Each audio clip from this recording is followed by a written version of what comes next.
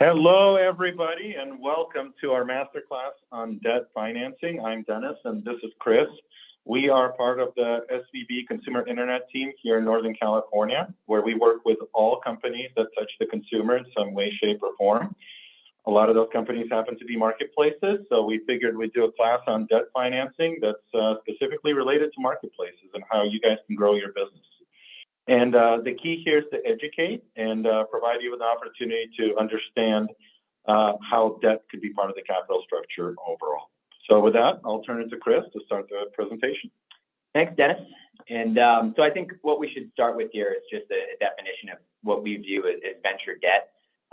It's really a catch-all term referring to loans of a variety of structures that are designed for the needs of a scaling business that is typically venture-backed. So while you might hear venture debt refer only to term loans, elsewhere, for us, we like to think of it as, whether it be term loans, lines of credit, and other structures, really a holistic concept that we, work with our companies on. So with that, I guess I'll go through some of the various structures we'll talk about today in the different life stages that those fit into. So usually for early stage companies in the Series A, B, C, stages of their lives, we usually lean on our growth capital term loan structure, which is our most flexible form of capital and is really designed to be quasi-equity on the balance sheet and complement equity as the business is looking to scale. As you get to the mid stages, that's when we start talking about structured term loans and working capital financing. That's when the needs of the business, the capital needs of the business, start to crystallize as things come together for businesses and especially for marketplaces. There becomes that inflection point where you're not just building the product, you're going to market and your working capital needs and your capital needs are really starting to come to fruition. As we get to the later stages, that's when our mezzanine debt team can come in. And that's when you might be looking for a large slug of capital to provide that runway extension and get you to that large liquidity event, whether that be a large late stage growth round or an IPO or an acquisition. It's really designed to be that last capital layer before that exit. And then as we get to the lead up to an IPO, post IPO, that's when we would engage our syndications team, engage a few different banks, and really work on a larger debt facility that's designed for companies that are highly liquid and have large capital needs. So one question we get a lot is kind of why debt? Especially at the early stages, I'm raising a bunch of capital from equity investors. Why do I need debt as part of my capital stack? And I think, for us, we always talk about, well, at the earlier stages, debt can really help you extend runway and avoid dilution as part of those equity rounds. If you're looking to raise, let's say, a $15 million Series B, maybe you can raise a $10 million Series B and complement that with a $5 million debt facility to get you to that next stage of the business and avoid dilution for existing shareholders. And then as you get to those later stages, that's where it becomes more about managing working capital flows, leveraging assets as part of the business, and really creating leverage in the business as a whole. So I'll start with like I mentioned, the product really designed for our earlier stage clients, and that's the growth capital term loan. This is designed really for any capital need in the business, again, to be kind of that quasi-equity that you can use for anything you see fit as you're looking to scale the business. And it's really designed for that runway extension. So from a structural standpoint, typically these loans, they'll have a 9 to 18 month borrowing / interest only period where, as a business, you can decide to either draw down on the loan or leave it there for another time when it might be most useful for the business. But during that period, that 9 to 18 month period, that's when the loan is interest only. So you're only paying interest on the outstanding amount, and that cash, the principal amount, stays on your balance sheet and really acts as equity through that period. And then following that interest-only period, that's when we get into the amortization period, where over a 30 to 36 month period, the principal balance is being paid back, over that time. So as I mentioned, this is like we like to say it's our most flexible form of capital because the use of capital is for anything you see fit, And from a structural standpoint, there's no financial covenants on the loans typically. That means really you can focus on managing the business as you see fit without worrying about hitting performance covenants, performance milestones, or any sort or managing to any sort of liquidity in the business. It really gives you that flexibility to have it complement equity as you see fit. And from a pricing standpoint, the things to consider here are you will pay interest when the loan is outstanding, and there is typically a warrant component that is aligned with the fact that this is there is some venture risk assigned to a loan like this, where we're issuing the loan and really making that bet that the company is going to raise that next round of capital down the road. I like to look at this slide because this really shows where that runway extension piece can be valuable to a business.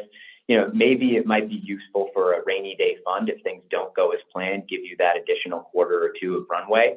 But even when things are going good, it can be a useful piece of your capital stack. Because if we look at that lower bar there, the equity cash, that would be what your cash balance is as you're investing in the business over time from your most recent round. As we move along the x-axis there, time, you're thinking about if we include the total cash between equity and debt, which is that top horizontal line, that's where you can see that with that additional cash, you can provide yourself with some more time to get to that next round. And maybe with that extra quarter or two, your enterprise value can increase over that time period and limit dilution as part of that next round.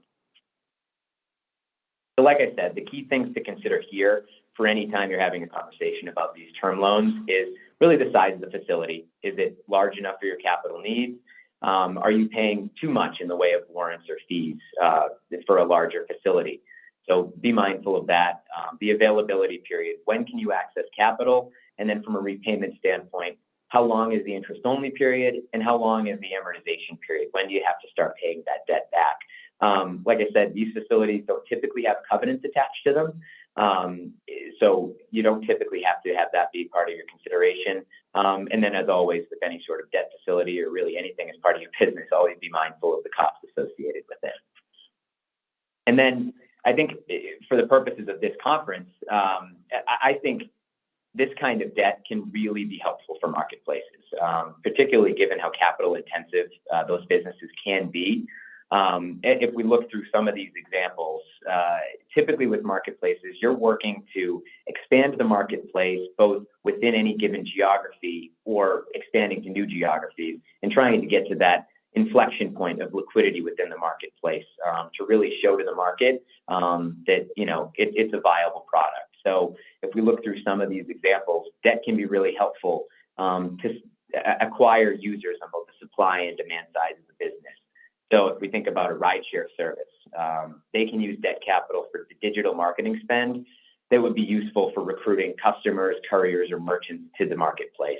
As we think about market penetration, it can be really useful for someone like a ghost kitchen platform using the debt capital to front those CapEx costs that are associated with launching new businesses and signing up new partnerships in those new geographies. And similarly, some overlap here, but the physical launch costs associated with expanding to new markets. So let's say an apartment rental platform, they can use debt capital to front the furnishings and fixtures costs associated with expanding their whole marketplace into new geographies or within an existing geography. And as much as I'm focusing on these individual capital needs, even if you have a need just within your individual product and really developing the core business, debt can be useful for that as well. It can be useful to complement that equity. All right. So let's talk about some structured term loans. Structured term loans are another variation of our growth capital term loan product, and there's a very specific use to them, and they're being used to sort of front some kind of an asset or some kind of an expense that's going to generate cash flow down the line. So in many cases, they're sort of designed and structured to have a shorter term duration in general and have a specific use case in the short term as well. From a standpoint of marketplaces, this could be used for customer acquisition on both supply and demand side, right? And we know each client acquired to the platform brings in X over a certain period of time. So we would use that information to structure term loans based on that. There's also build-out opportunities, CapEx opportunities as well. The availability is kind of very similar to our growth capital term loan product. It is designed to have quarterly sort of advances, and you can use the capital as you see fit, or depending on how you're deploying the capital from a standpoint of client acquisition or build-outs or anything like that. Repayment period is typically shorter than a growth capital product, and the pricing is usually very similar, just being slightly cheaper from a warrant standpoint overall. Some key terms to consider. Why structured term loan versus our regular growth capital product? I think if you have a time horizon that's shorter where you're planning to raise capital within the next 12 months, let's say, having a structured term loan will allow us to get to a higher commitment amount up front because it tends to amortize quicker than our traditional growth capital product. So certainly if you're looking to step on the gas pedal and let's say bring in more demand side of your marketplace, more users in general, this would be a great product to consider, especially if your time frame for raising the next equity round is within 12. Other things to consider: availability. Does how the quarterly draws are set up, and do they align with your business needs? Obviously, the repayment, does it make sense given everything else going on in the business, and just the overall total cost that you guys have to pay for the structured term loan facility. Now I'll go into lines of credit. And, as I mentioned earlier, lines of credit are really used once we have a sense of, what are the capital needs of the business. So typically lines of credit are used to smooth out working capital, which for a marketplace can be key because sometimes the payment terms can be different across both sides of the marketplace. There could be different billing and collecting cycles, et cetera. So that can be useful for a business to leverage as you're thinking about debt. So typically with these facilities, availability is determined by the working capital needs. So if it's an accounts receivable line of credit where we're lending on the accounts receivable for the business, the availability is determined by how much accounts receivable is on the balance sheet and what those accounts receivable look like. Same goes for inventory, and in certain cases, we might even lend on revenue. So from a repayment structural and repayment standpoint, these lines of credit usually are, have a 12 to 36 month tenor. And the companies we work with have the flexibility to draw down on the debt and then pay it back over the course of those 12 to 36 months as they see fit, really to align the debt outstanding with those capital needs. It's usually interest only when the debt is outstanding over that time horizon, with the maturity at the end, with the principal due at the maturity at the end of those facilities. But as we note here, typically we review those facilities and renew prior to that actual maturity. Again, pricing, things to consider. There is typically an upfront facility fee. You do pay interest when the debt is outstanding, and there can be a warrant component for some of these facilities. The key difference here between this and our growth capital term loan, as we touched on before, is that usually these lines of credit come with a structural element in the form of a financial covenant. So it might be performance-based, it might be liquidity-based, where you have to maintain a certain amount of cash in the business. But either way, that's one of the trade-offs for this kind of facility. And as it pertains to marketplaces, as I mentioned, if we're thinking about a receivables line of credit, like I said, marketplaces, there can be differing payment terms on each side of the marketplace. We heard from Fair yesterday as part of Alice's fireside chat. They're offering 60-day terms to their retailers, and that's different from what's on the other side of the marketplace. So there's obviously a working capital need there, and lines of credit can be used to smooth those needs out. Sometimes marketplaces can hold inventory. Might be an e-commerce marketplace that holds some inventory. You have to pay for that inventory up front, and then the cash collections come in. Consumers buy that inventory. Lines of credit can be used to leverage that inventory that's sitting in a warehouse, on your balance sheet. And then in certain cases, like I mentioned, we can lend on repeatable revenue. So we leverage the subscription revenue that you're generating, and that allows you to use that existing revenue to further fund customer acquisition costs for new customers. So within marketplaces, there are some examples of that. I think in the creative content space, if you think about like a Patreon, that's something where there can definitely be a repeatable source of revenue. And there's plenty of examples of that within the ed tech space as well. And again, key terms to consider here: what's the borrowing formula and what's the overall commitment size? How much is availability dictated by the accounts receivable on your balance sheet, inventory, your revenue, et cetera, whatever asset we're leveraging for that facility. What do the financial covenants look like? Are they performance and or liquidity based? And what's the likelihood that the company can maintain within those bounds? And then, total cost, upfront cost, interest rate, maybe that warrant component. And I think maybe the most important thing here is to consider is a line of credit right for your business at that time? Or should you be thinking about a term loan? In some cases, we do work on combinations of term loans and lines of credit. Maybe that's an option for you, but certainly something to consider as you're thinking about these different flavors of debt. All right, so let's do a deep dive on our last product here, which is the mezz debt. And it's really meant for later stage marketplaces and later stage companies in general. It's an extremely flexible product. It's typically designed like a growth capital type of facility. It could have a combination of an interest-only period and an amortization period, or just be interest-only in general. And what it's really meant for is to sort of be some of the last capital into the company prior to an exit event, whether that's an IPO or a sale. And it could supplement an equity round or even replace it in certain cases. We've had companies that have tried to raise $100 million that decided to raise $60 million and do $40 million of mezz debt alongside it as well. It is a product that's a little bit more expensive overall because of its flexibility and the high dollar nature. The commitment sizes could go up to 50 million even in certain cases. The availability is typically funded at close, and repayment could be, as I mentioned, interest only or amortization based as well. The structure, there could be covenants related to mezz type debt, but we've also done a lot of deals without any covenants at all.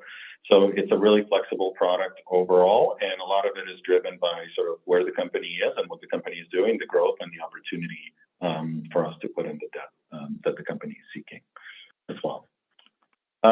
Key terms to consider: obviously size of the loan, that's critical, right? As you're thinking about sort of the last capital into the business prior to an IPO.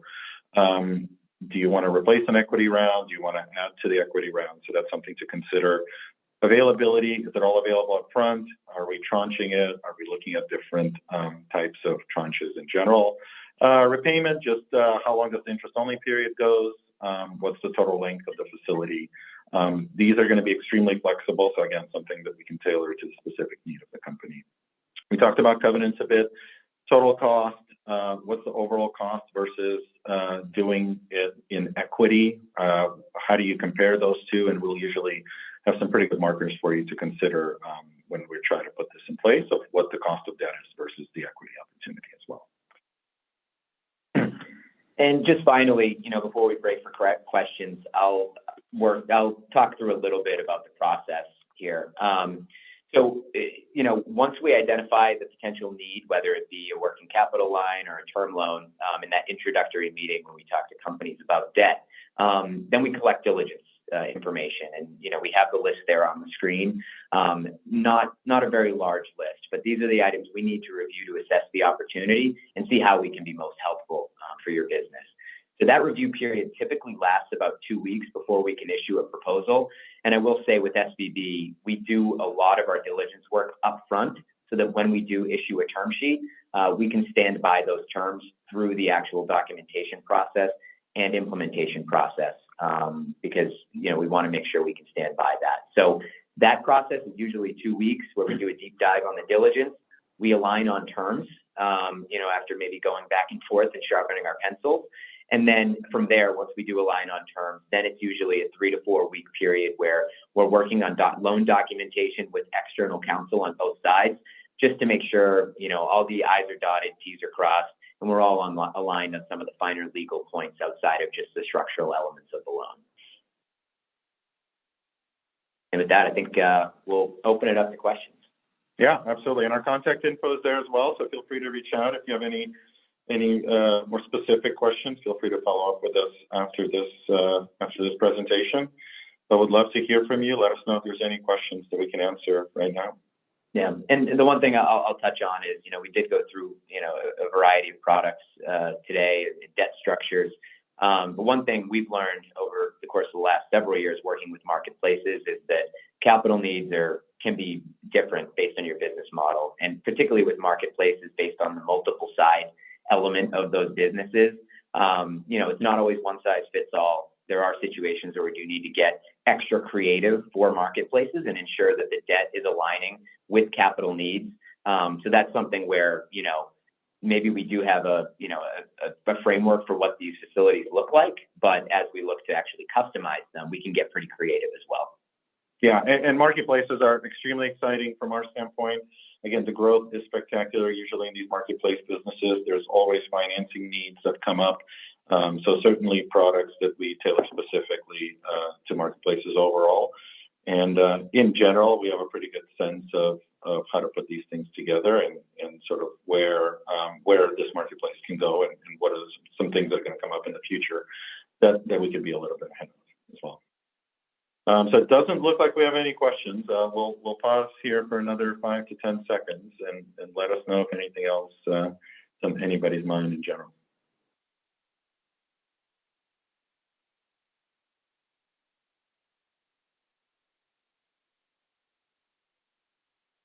All right. Well, no other questions. Everybody have a great day and enjoy the conference. Thanks so much for having us on.